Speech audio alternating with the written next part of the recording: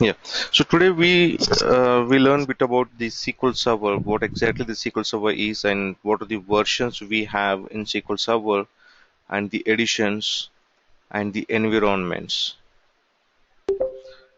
So starting with the SQL Server, SQL Server is a relational database system, as we said yesterday, and it was designed by Microsoft and used for the enterprise environment, that is for production environments. And as a database, it is a software product whose primary function is to store and retrieve data as requested by other software applications. Maybe if you have any software application and if you want to retrieve any data, so ultimately the data will be stored in a database at backend. Maybe if you want to retrieve a result of your exams through online from the university. So when you enter your registration number or a hall ticket number on a website, ultimately that goes back into your database and search for that entry and get back to you with the results.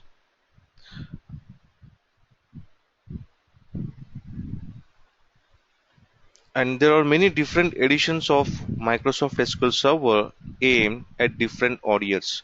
We have a small scale, medium scale, and large scale industries in the market.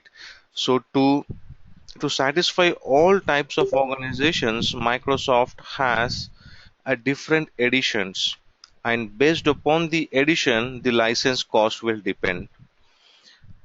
So ultimately, a small scale or a single machine applications or any small scale industries can go for a edition which costs a less price for them. If there is any large scale industry, they can go for a separate editions where they can avail all the features. So it depends upon the edition they are using, and its primary language is TSQL. So the code we write in SQL Server is Transact SQL, and the SQL indicates structured query language. So coming to the SQL versions has been started from 1996. The first version, which is, I mean, we have previous versions also, but I pointed it from 1996. The version it was 6.5, and in 1998 they released. Microsoft has released version 7.0, and the compatibility level it says 70. On the last column it says the compatibility level. And in 2003 it's equals version 8.0, which is SQL Server 2000, and the compatibility level is 80. And in 2005 Microsoft has released SQL Server 2005. So from the versions, the SQL Server 2000 and to the version SQL Server 2005, there are drastic changes from user interface side, and from everything there was a lot of changes for a DBA from SQL 2000 on to a version called 2005. And later on 2008, Microsoft has released a version called SQL Server 2008, and the compatibility level is 100. And next, from 2010, as you can see, the the release year on 2010, Microsoft has released SQL Server 2008 R2. It is release 2, and the compatibility level is 100. And on 2012, on year 2012, Microsoft has released SQL Server 2012, and the version, and the compatibility level is 110, and the version number is 11.0. And in 2014, the latest version is SQL Server 2014. So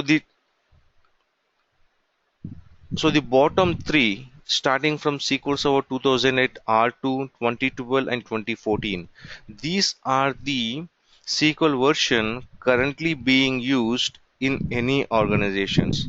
So the rest of the other versions, which is SQL Server 2008, 2005, 2000, these are already ruled out. I mean to say, Microsoft already announced a support end for these versions, maybe for SQL Server 2000 or 2005 or 7.0, 6.5.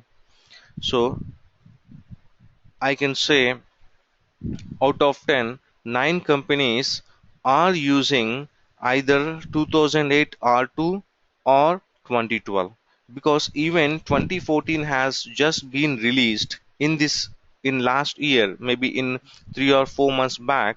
Microsoft has released SQL 2014. So still, many companies, they are doing a pilot testing. That means they are still testing the 2014 environment in their servers. But 2008 R2 and 2012 are vastly using in all organizations. You can just forget about the 2008, 2005, 2000 and earlier to that version. It is just for our information. But we will be mostly concentrating on SQL Server 2008 R2 and 2012 in this batch. And majority of the organizations are either using 2008 R2 or 2012. And you can say for SQL Server 2008 R2, the version number is 10.50 and its compatibility level is 100. And for SQL 2012 is 11.0, the compatibility level is 110.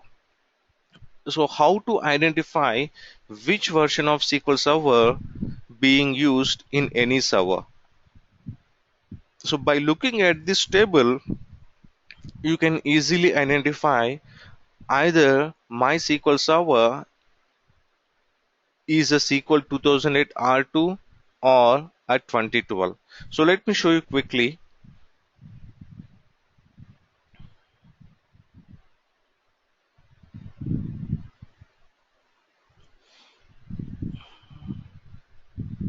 I'm opening a SQL Server Management Studio. So this is the client tool from where we can interact with the databases. So we need a client tool, right, to connect to a database and to work on it. So the Management Studio, the SQL Server Management Studio is the client tool where we use to perform activities on our database.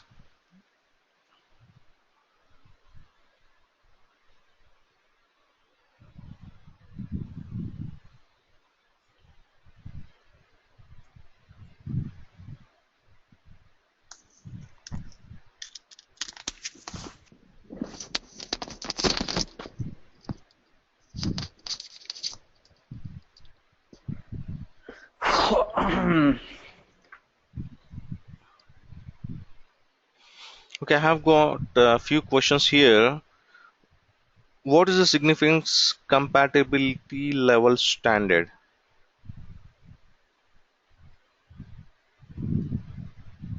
I didn't get the question, Santosh. Can you please repeat again?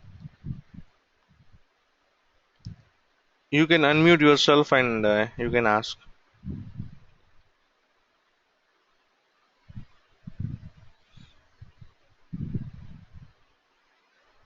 Do you mean what compatibility level we need to have?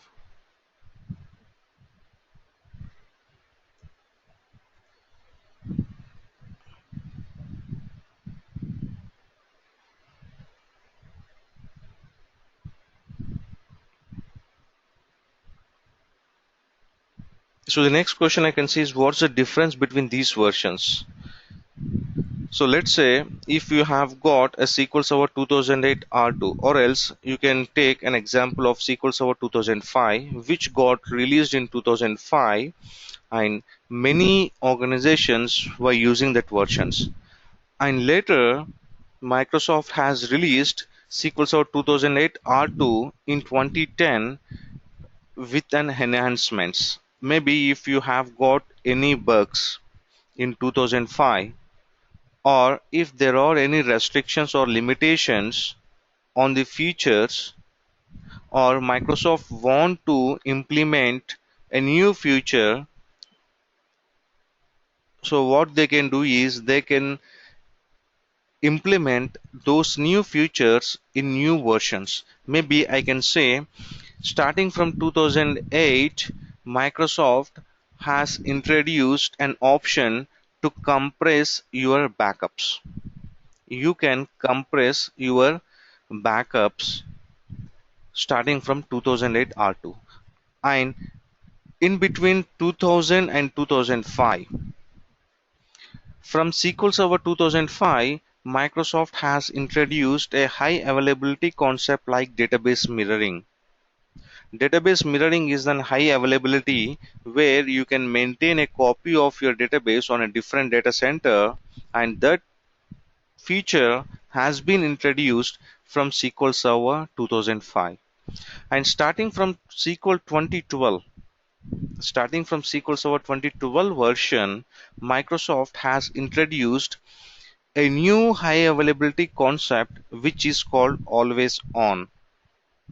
So every time when Microsoft has releasing a new version, that means it is coming with new features or any enhancements to the existing features.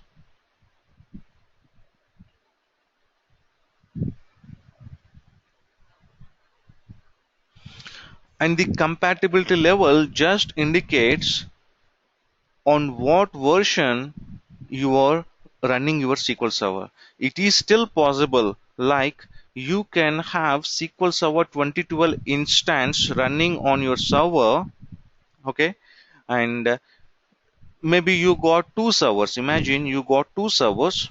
One server is running with SQL Server 2005. That means all of the databases compatibility will be 90, and the other server you got with SQL 2012, and which got the compatibility level 110.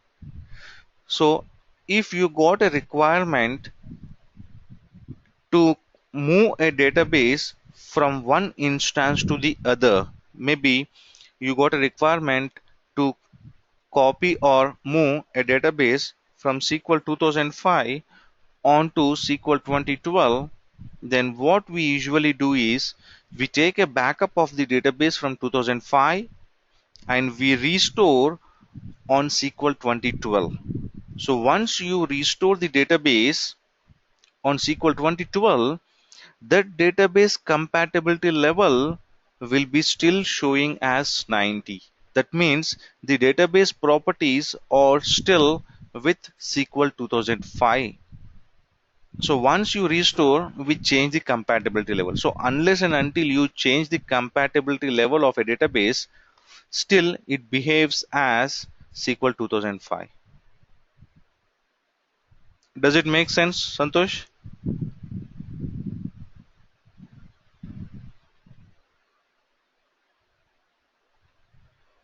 So whenever Microsoft thinks, okay, this is a bug, I need to fix it. Sorry, can you hear me? Yes?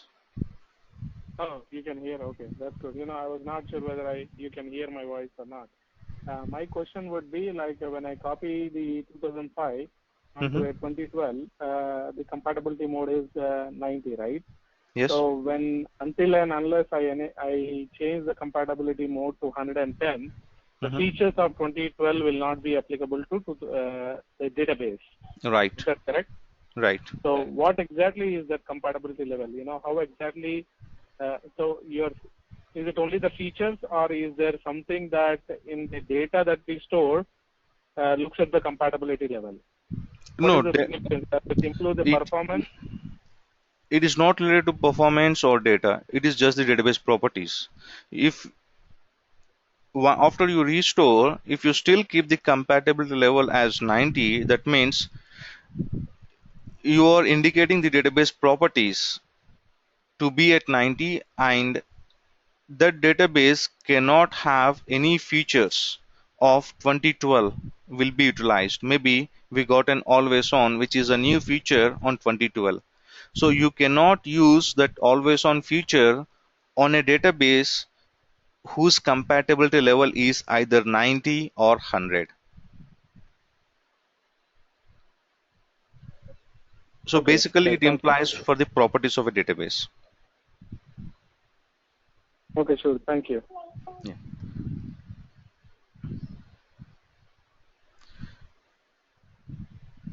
Uh,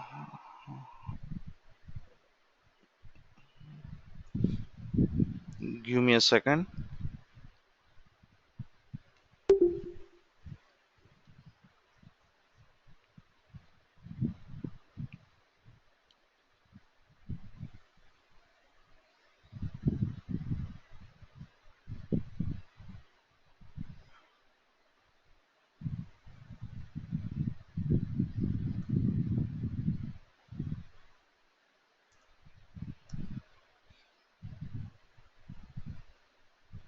So this is what I was saying, SQL Server Management Studio. This is the tool we use to interact with our databases. And you can see this is the instance. User-pc is my machine name, and slash test03 is the instance name. And you can see within a parenthesis it says SQL Server 11.0.2100. So how we can identify what version it is, whether this is a SQL 2005 or 2008 R2 or 2012 or 2014. So we should be in a position to identify what SQL version it is using this number. Okay, if you look at this one, it says 11.0. So if you go back to our table, 11.0 is our SQL 2012. So if I have any SQL with 2005, then the version number it's supposed to show as 9.0 point something else.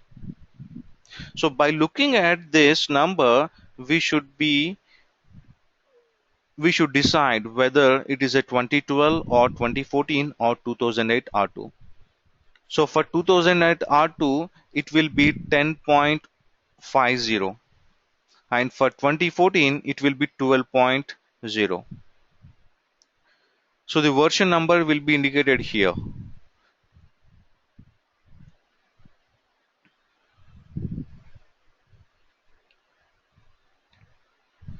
So the next is additions. As I said, we have got a small scale industries, a medium scale and large scale industries in the market. So to satisfy all different types of organizations, Microsoft has got a different editions. Because imagine if Microsoft has got only one edition which has all the features enabled, and it cost around $6,000 per server per year.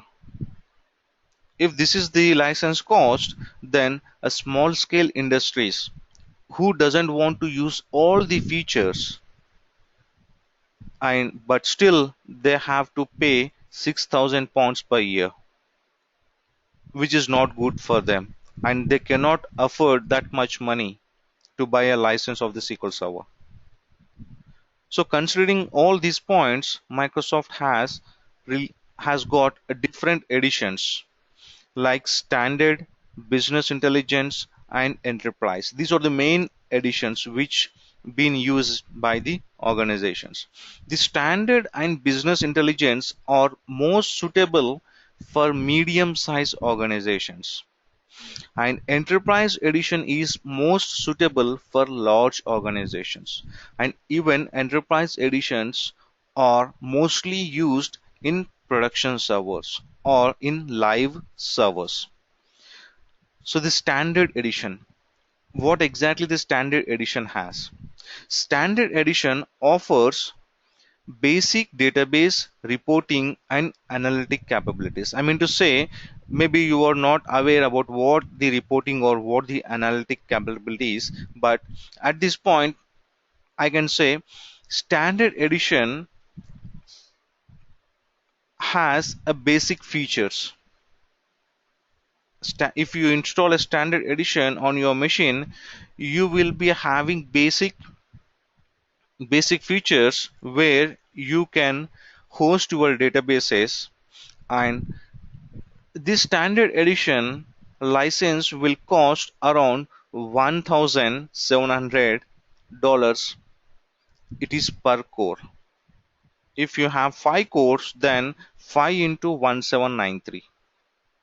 And mostly standard edition is recommended for non-production servers. Maybe for some production servers they will use standard edition if they already know about the features what they want to use.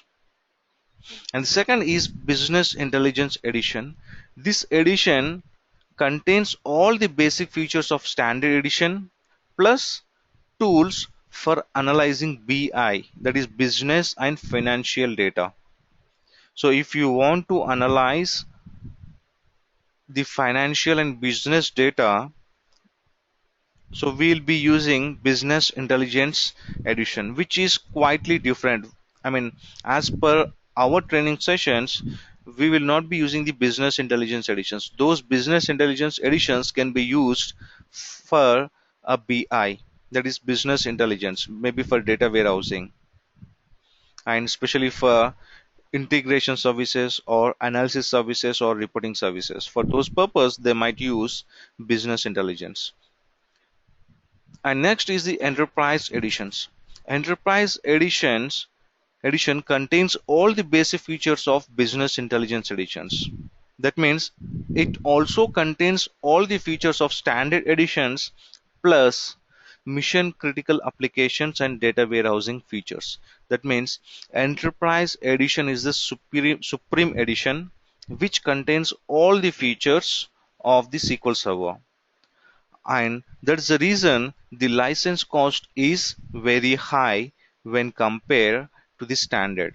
You can see the license cost is around $6,874 per core with a maximum of 20 cores, and it is recommended for production servers. So because of this license cost, many small scale industries they cannot afford to pay this much amount as a license cost for Microsoft.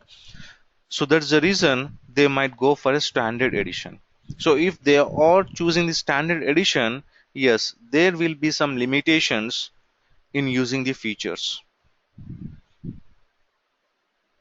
Maybe I can say one feature is compressed backups.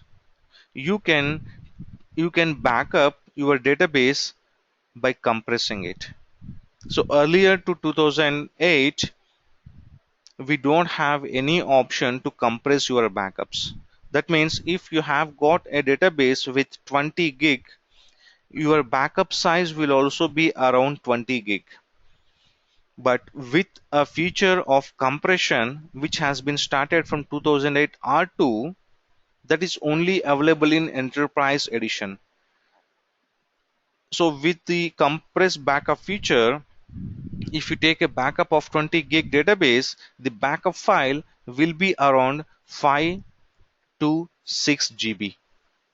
So ultimately, the backup speed will get increased, and also the space, the underlying space will be utilized very less. So the features can be used as per the editions you select. And the next edition is Express Edition. Express Edition is a free edition of SQL Server, ideal for developing and using for a very small applications. Maybe if you want to install on your single machine, then you can go for an Express Edition. As it is a free edition, there are limitations. And next is Developer Edition. Developer Edition contains all the features of Enterprise Editions. It is almost similar to your enterprise edition. It is because developer edition mainly used in development servers. Development server is something where the user write their codes or design their applications. So they want to be identical as your production server. See, unless and until your development server and your production server are identical, then only users can analyze their code and their application. And the license cost for developer edition, you can see it is very less, that is $50 per license. The features is almost same as enterprise, but at the same time, as you think, okay, developer edition is very less when compared to enterprise edition, then why can't we use the developer edition in production? So Microsoft doesn't allow you to use developer edition in production. Developer edition contains all the features of enterprise edition, but you need to use this developer edition in non-production environment.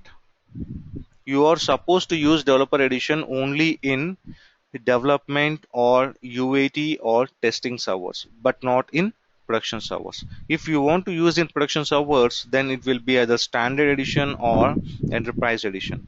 Based upon the features you are looking for, we need to choose the appropriate editions. Maybe you got a request from an application owner asking to get a new SQL server. So the first thing we need to check what the options or what the features you would like to have. The one option which we are discussing is compressed backups. Whether he want to use a compressed backups. If he says I don't mind of using compressed backup, it shouldn't be a problem for me, then there are other features also. If you check all the features and if the user is happy not to go with all those features, then you can stick with standard edition, which will cost a bit less. But if the user or if the application is insisting that I need to use compressed backup feature, or I need to use other features which are very specific to your enterprise edition, then you have to choose enterprise edition. And whatever the link I have gave you yesterday, it is enterprise evaluation edition. That is a free edition. It is a 180-day trial period editions. Any questions about the editions?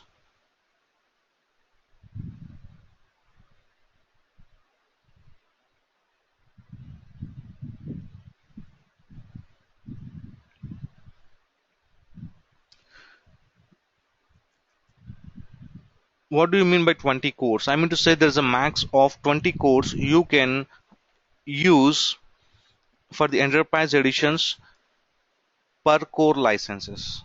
If you are using a per core license, then that particular licenses can be used up to 20 cores. There are two ways of licenses you can purchase from Microsoft. It is per core and per client access.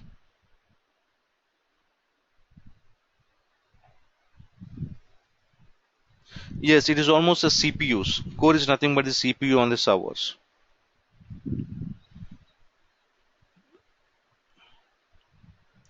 Any questions on the editions?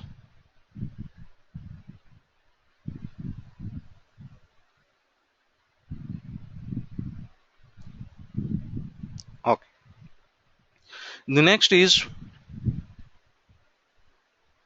we try to know about the service packs and the patches. We usually apply patches on our SQL Server. So it is similar. We are aware about the Windows patches. Maybe if you are connected to your internet, at some point when you reboot your machine, when it comes online, it says Windows patching, maybe 50% running or 60% running. You might have observed. So what it is this your Windows OS will download all the patches when you are online, and once you reboot your machine, those patches will get applied. So it is mandatory or it is required to apply the security patches on your machine regularly. So in the same way,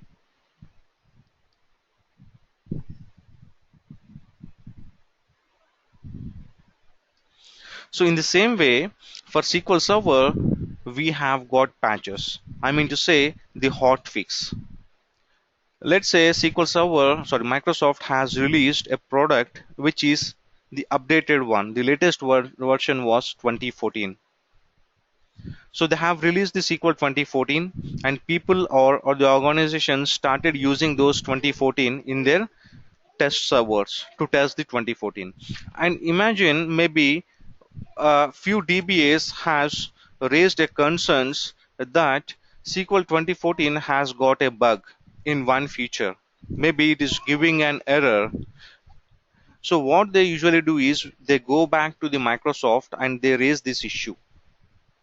And Microsoft guys, the engineers in the Microsoft, they try to resolve it. And if they think everyone who is currently using this SQL 2014 has this issue, then they will raise it as a bug and they will release a hot fix for that bug. So hot fix is something, a fix for a bug in a product. So if any of the DBS in future has got the same problem, so we can directly go onto the Microsoft website and we can download the hotfix and apply it. So that should resolve your issue. So next, the cumulative update. So the collection of hotfixes is called one cumulative. Maybe in 1 month Microsoft has got around 4 to 5 hotfixes. So instead of giving individual hotfixes for that month, what Microsoft does is it will combine or it will package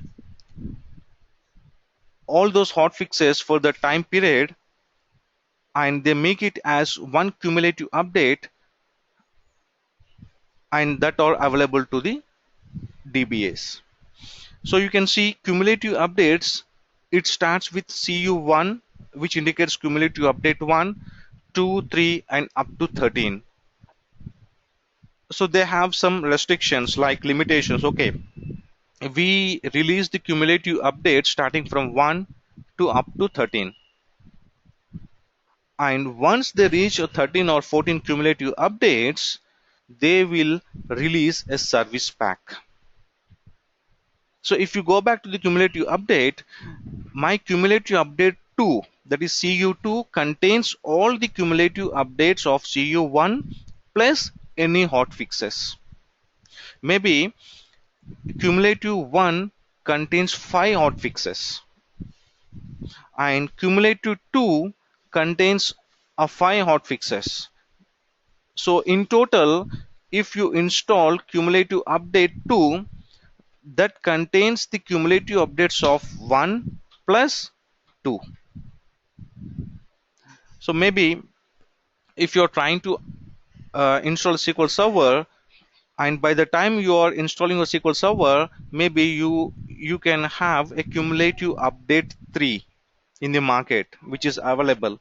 So you can directly apply the cumulative update 3. There is no requirement to go for cumulative update 1 and then cumulative update 2 and then cumulative update 3. It is not required.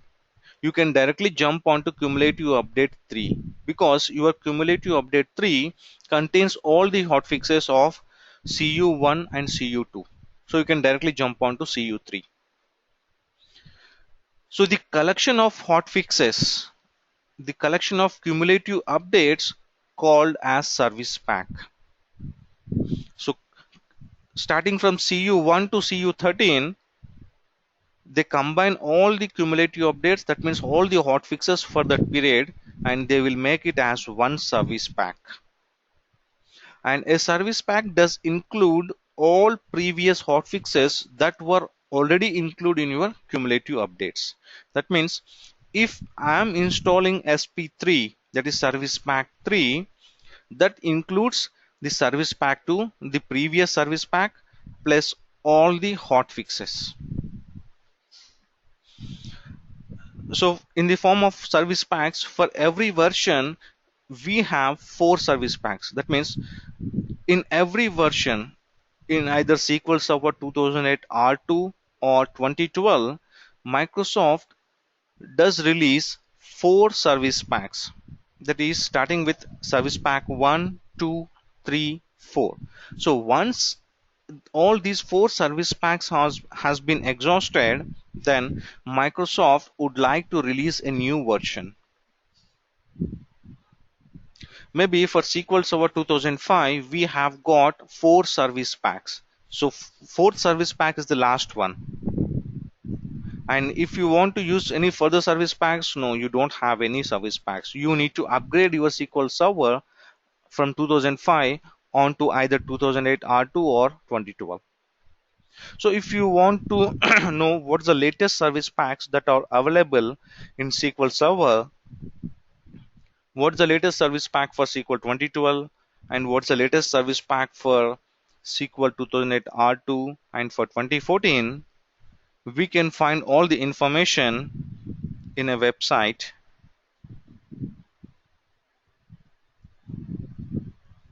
Let me copy this.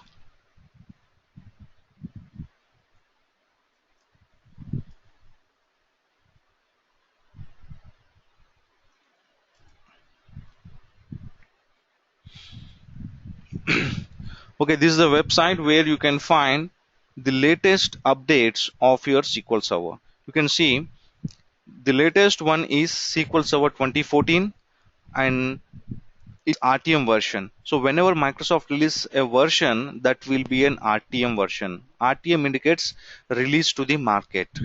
So it doesn't hold any service packs. So later, maybe after 2 or 3 months, if Microsoft realizes that there are some bugs that need to be addressed, so they might either release hotfixes if there are a many number of hotfixes, or if there are many number of cumulative updates, then they will release a service pack. Now you can see for SQL 2014, the latest service pack is SP1. And for SQL 2012, the latest service pack is SP2. And for SQL Server 2008 R2, the latest service pack is SP3. And if you look at the version numbers for SQL 2014, the version number is for RTM, it is 12.0.2000. And if you apply service pack 1, then the the version number will get changed. The first 3 characters will remain same, which indicates the version, which is 12.0, but the later one will get changed, which is 4100. And if you look at the second one, SQL 2012, the RTM version is 11.0.2100. So if you go back to my SQL instance, you can see I have got 11.0.2100. That indicates I have got SQL 2012 RTM versions. That is, I don't have any service pack. But if I install a service pack on top of it, the version number will get changed. If I install a service pack 1, then the version number will be 11.0.3000. And if you install service pack 2, the number will change to 5058. And for 2008, the latest service pack is SP3. And for 2008, it will be SP4. And you can forget about the 2005 or 2000 because they are no more used. And if you scroll down, you can find more information about the cumulative updates as well. Let me get you to SQL 2012. Yes, you can see SQL 2012 has been released.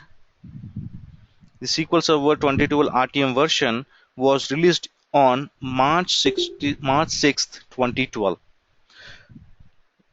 So once this released, then you can see a cumulative update 1, CU1, has been released in April, 12th of April in 2012. That means almost within a month. within a month, Microsoft has released a cumulative update 1, because in the span of 1 month, maybe it identified few bugs, and those bugs were addressed in cumulative update 1. So it keeps on going. Maybe if few people says, okay, this is the future which is not working for me, or I'm getting this error very frequently and have tried to find the solution, but no luck, then Microsoft does some analysis on that, and if it thinks, okay, this is the bug, then they try to address it in the next cumulative update which they release. So you can see the cumulative update CU2 was released in June 18. That means in the span of 2 months. In the span of 2 months, they released the CU2. So in the same way, they released CU3, CU4 up to CU11, and after CU11, they released Service Pack 1.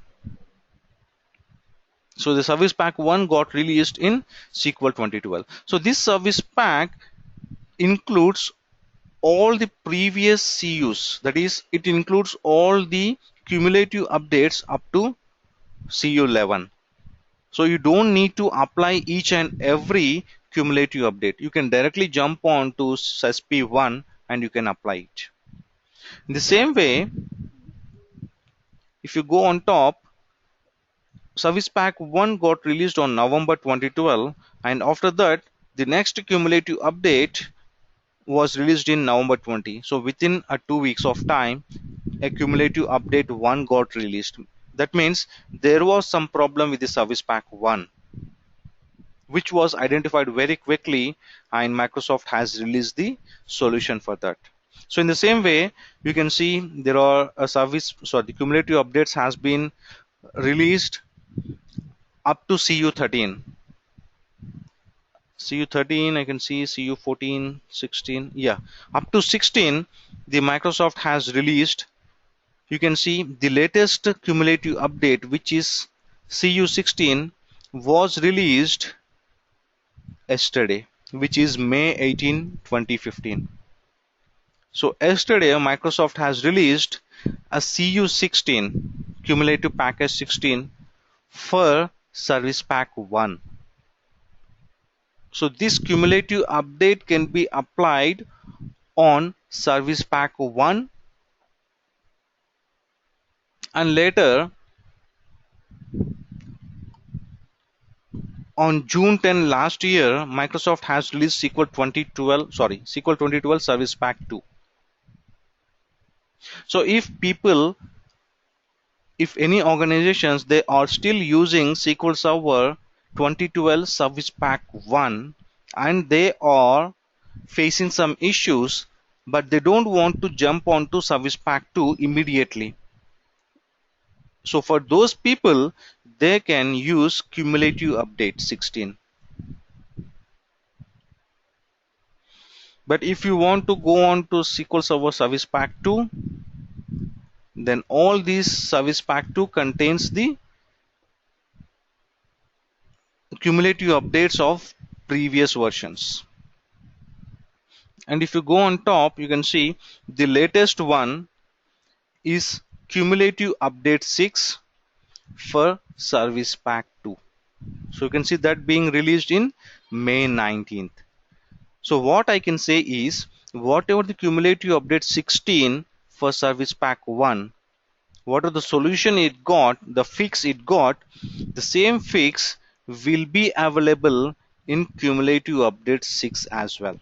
So if your server is SQL 2012 Service Pack 2, then you should apply cumulative update 6, which is the latest version. So you can follow this website where it will be updated every time when a new fix been released from Microsoft.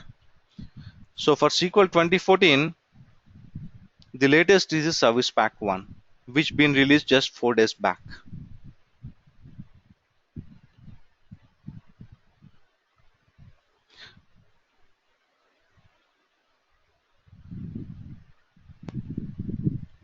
And the next is the environments. What different environments we have in our real time.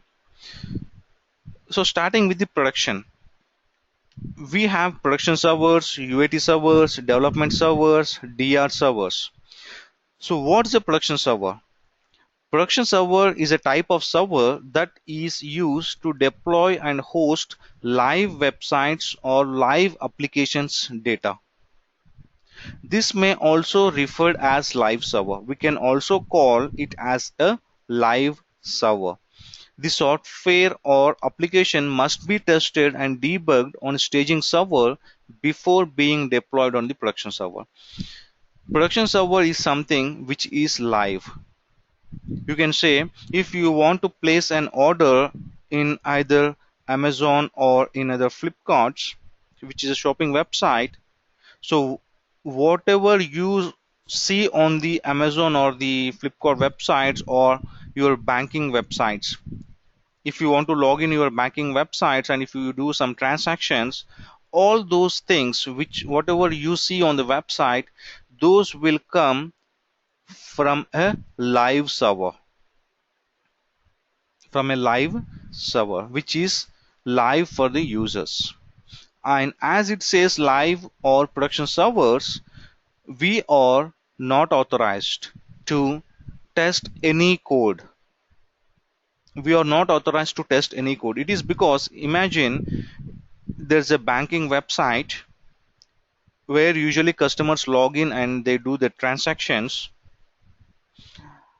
and if there is a case where the the banking company, they want to do some testing, they want to introduce a new feature into your account, and if they try to do it on a production system at first, and if it goes wrong, then imagine all the customers will get affected. That means they will lose business. So that is the reason we are not authorized to do any test codes or any development in production. All the testing code and development should be done on your development server or either test servers. Production server is the live server which directly impact to your end users. So that is the reason only DBAs will have full control on the production servers. None of the other developers or users or your application owners or either your company CEOs or your managers or leads, no one will have access onto the production servers. Only the DBAs will have full control on the production servers. So that is the reason I was saying yesterday, DBAs are the very key persons. You will be managing very mission critical applications, maybe banking websites or banking informations. So as a DBA, we should secure all the data. We are not supposed to grant access onto the production servers unless there is a business reason. And next is a UAT server. UAT server means user acceptance test. Let me go back from development server, which will be a very easy to understand. So development server is where the actual development will be happen. That means the developers, when a new project comes, the developers, they write the code or they design the application. So usually that happens or that take place in development servers. And development servers mostly used if a new version of Microsoft SQL Server has been released. Imagine a new SQL version has been released that usually been tested or been used in development servers. The developers, they install the SQL 2014, which is a new version. They will install the development server and they write the codes and they do use new features which is available in 2014. And once they design and completed with their application code, what they do is they pass that project to a UAT server. So the development server is the place where a development happens. The actual development or the code will be written by the developers. So once that been done, it will be passed over to the UAT servers. That is user acceptance testing. So in UAT, whatever the product being designed in development will be tested. So in UAT server, a testing will happen. There will be some testers who will test the application, and if the testers are happy with the application or with the code changes, then the next thing it will go on to your production. So unless and until any code changes are tested, it will not go on to production. It should be tested on your UAT and it should get signed off. So you cannot directly do changes on production. So the recommended way is the change should be tested on your UAT server and should get signed off. Then only you can apply the change on your production. And the last one is a DR server, which also called as a disaster recovery server. Let's say you have got a production server which is a live one, maybe your Amazon website, which is a shopping website, which is up and running for the customers. And imagine all of a sudden the server where the production server hosting the building has got an power outage. The building where the production server is hosted, that building got a power outage or any other disaster occurred, maybe earthquake or floods or some else occurred, or any hardware issue on the server. So that means your website, your Amazon website will go down. So imagine if your production website, that is Amazon website, goes down for a 6 hours of time, then it might be a very huge loss for the company, because maybe for the first time users try to connect the Amazon to buy some products, and if they see the page is not loading up because your backend database server gone down, that means your front-end application will not show any data. So what as a customers, what we do is we try for the second time, and if it doesn't work, what we do, we look for a other service provider, we look for other shopping websites, and people usually divert all their purchases from the Amazon onto a different websites. So that means ultimately you are losing the revenue, you are losing your customers. So if your server is down for 6 hours, then there will be a huge loss for your organization. So to mitigate that, to reduce the downtime, not at least 6 hours, but if you want to reduce it, if you can reduce from 6 hours to 5 minutes, if you can reduce the downtime from 6 hours to 5 minutes, then there will be a huge change. You can save a lot of amount for your company. So how we can achieve that one? How we can reduce the downtime, or how we can bring our database immediately online on a different data center? Because maybe the server where our production server is hosting, there is a power outage on the building, and it was announced like it take a day to recover that power outage. So if that is the case, we cannot imagine our production server to be down for a day. So what we do is, keeping all these in our mind, before the disaster happens, we set up a topology where we move all our production data periodically to a different data center. That means we create a server identically in the form of specifications. We create an identical server maybe in other state. Assume your production server is in New York, and you create an identical server and host it in Dallas.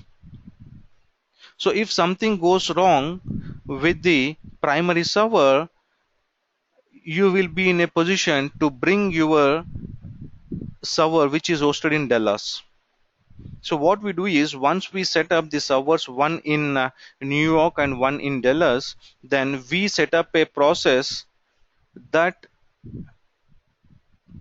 frequently pushes the data from production onto your DR server. So what is the server we hosted in Dallas? We call it as a DR server because it will be used in DR purpose. And we set up a mechanism so that whatever the changes that happens to your production server will be copied over to your DR server regularly. So if that is a setup in process, and if your main server which is in New York goes down, what you can do is you can divert all your applications pointing to a server which is in Dallas, and that Dallas server has got the same information as your production, so it is in consistent state. Maybe there might be some data loss which might be very minimum, but still you will be in a position to bring your DR server up and online so that users will connect to your DR server, and you can still make your business up and running. So that is the main purpose DR server being used. And we can achieve this DR process using SQL Server high availability topologies. We have some SQL Server high availability topologies where we can use them to achieve our DR requirements. So any questions?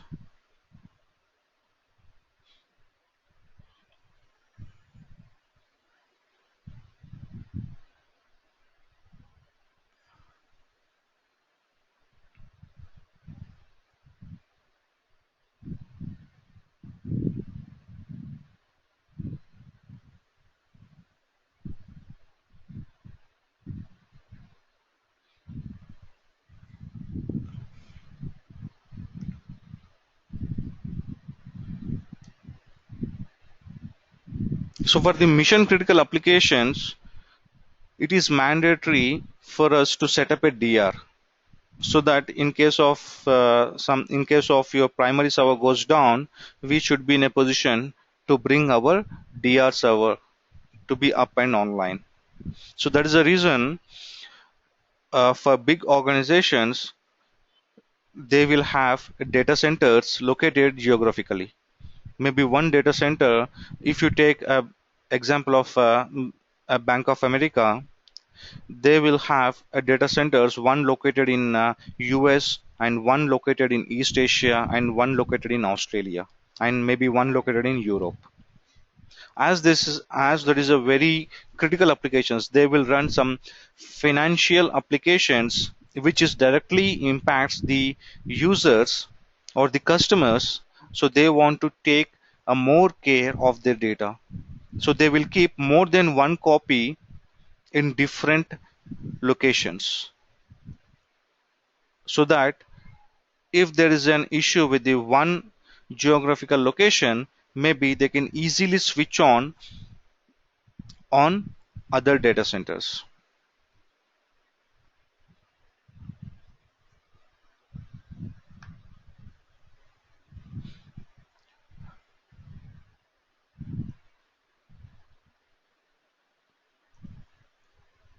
Okay, I would like to stop here for now, and I have sent you the links to download the setup files for 2012, and have sent you three links: one for to download the main setup file for 2012, and the second one is for service pack, and the third one is for uh, a sample database which is called AdventureWorks. So did you got chance to download all the three files?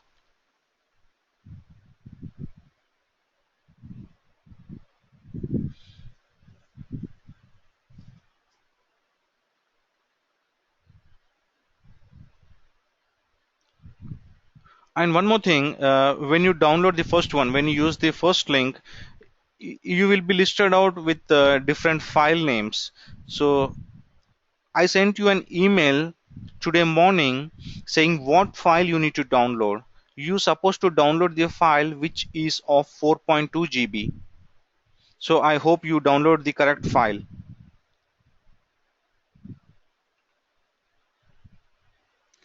There was a question from Harish. Does this DR feature is available in all types of SQL servers like in standard edition? Yes, that's the reason we have different editions.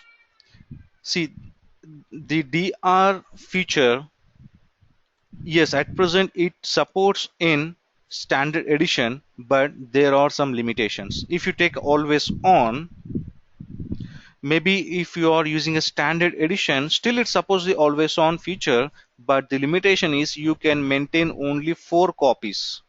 You can maintain only 4 copies of your original database.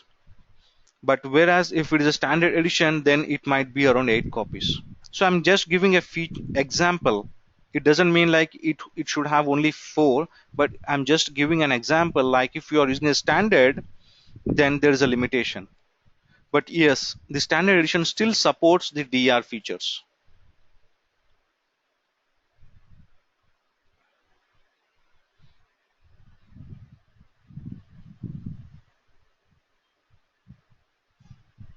DR, one more question is, DR is manual process or is it an automated process that built in?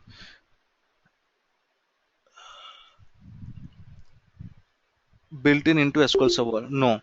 DR or other high availabilities, the features are available on SQL Server, but we need to utilize those features.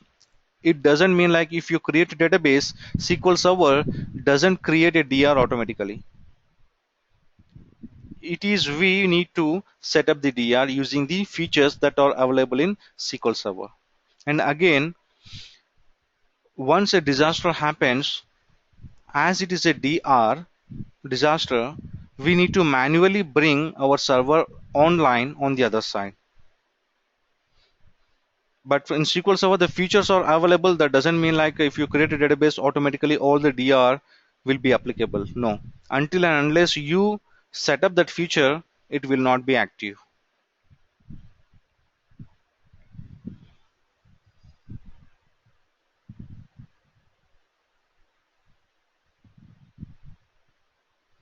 Is that clear, Santosh?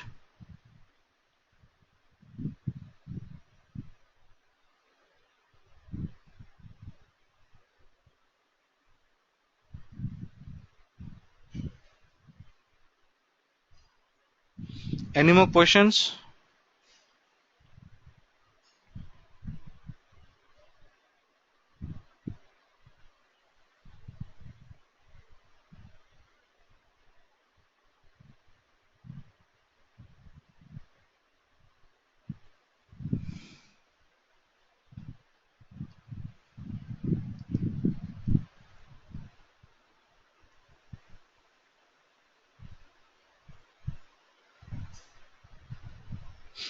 Okay, if there are no further questions, I would like to wind up the call for today.